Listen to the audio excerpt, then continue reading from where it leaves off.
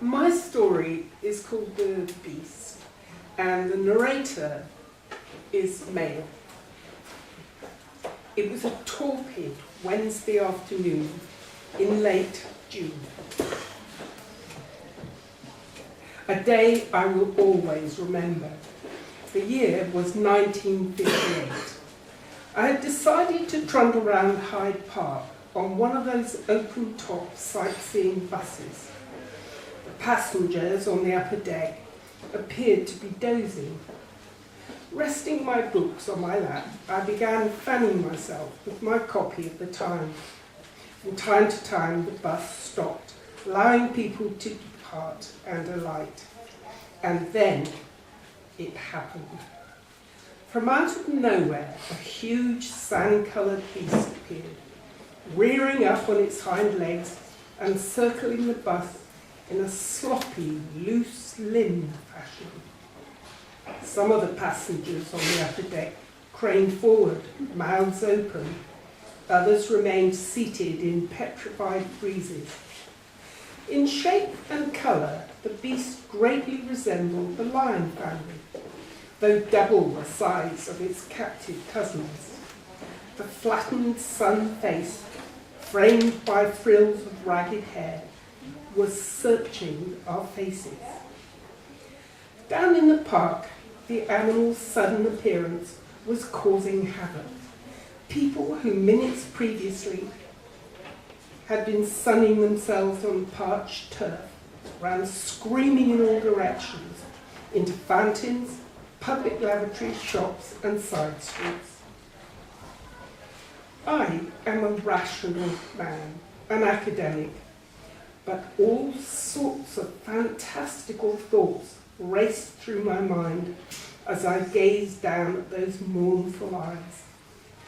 I knew the beast had experienced centuries of animal and human misery, and I knew it was me the beast was seeking. As suddenly as it had appeared, the creature vanished, bounding off towards Piccadilly Circus. We passengers stumbled down the staircase to stand in the shade of the bus. A mother held her child tightly, kissed the top of its head. Young men laughed nervously, mopped their faces, slicked back their greasy teddy boy hairstyles. A driver and his conductor lit cigarettes and shook their heads in disbelief. My intention of returning home now seemed out of the question. A spell had been cast upon me. I set off at a trot, mindlessly crossing roads, narrowly missing a taxi as it pulled away from the pavement. Buying a packet of Marlboros, I never smoke, I paced to and fro outside a tobacconist's, puffing and discarding cigarettes. From the open doorway of an espresso bar came the thump-thump of that dreadful rock and roll rubbish on a jukebox. A group of so-called teenagers had gathered on the pavement, hips swaying, fingers snapping, jumping and yelling in time to the beat. A girl in a red skirt span towards me, ponytails slicing the air, bright eyes holding mine at every turn. As she danced back to her spider-legged, rubber-soled companions, she grinned and beckoned me. The driving rhythm made me feel quite faint. What the hell was going on? Not so long ago, this country faced invasion. We didn't need more shake-ups.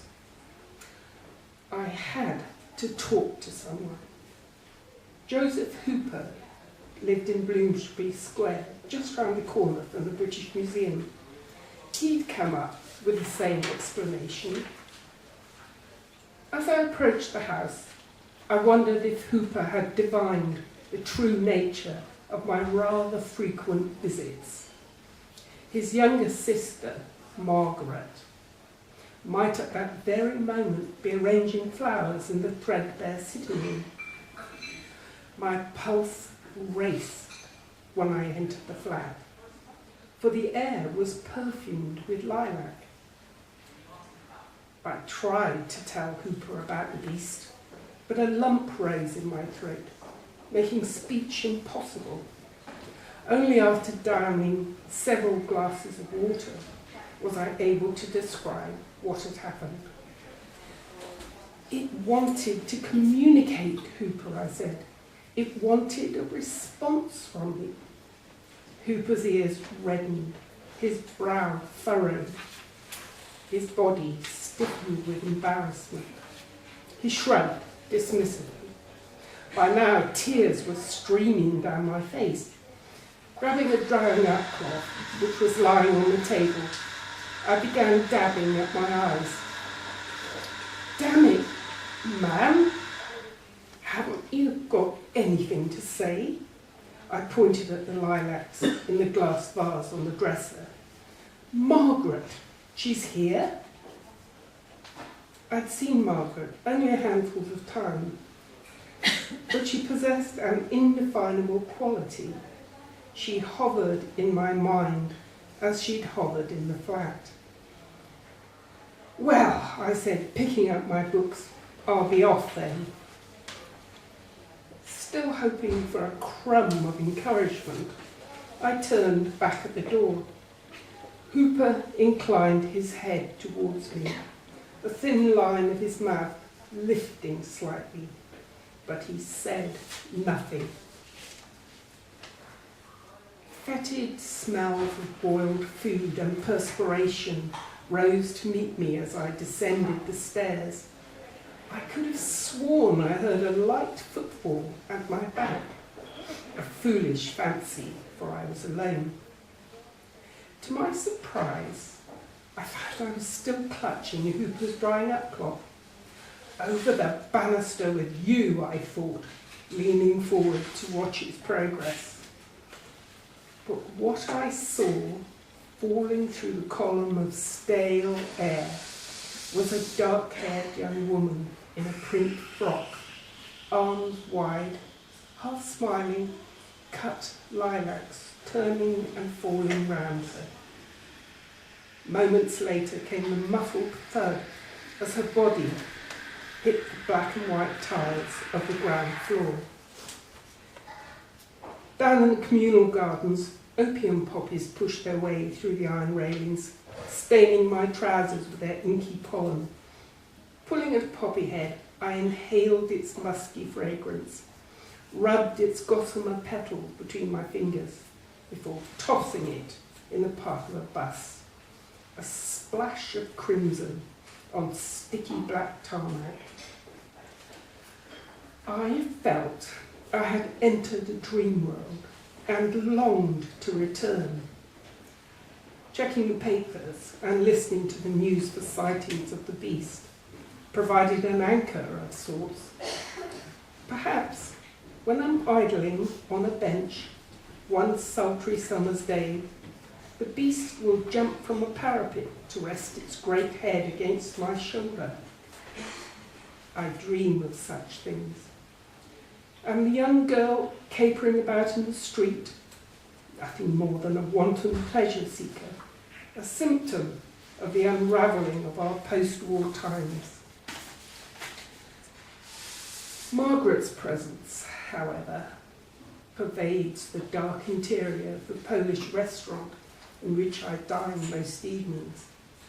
A restaurant in which the pungent scent of lilac hangs in the air like a coded message. Only I see her ghostly fingers lifting the pages of the menu on the wooden stand, toppling the serviette cones on the tables. Soon she will drift out through the revolving door into the suffocating embrace of night. Thank you.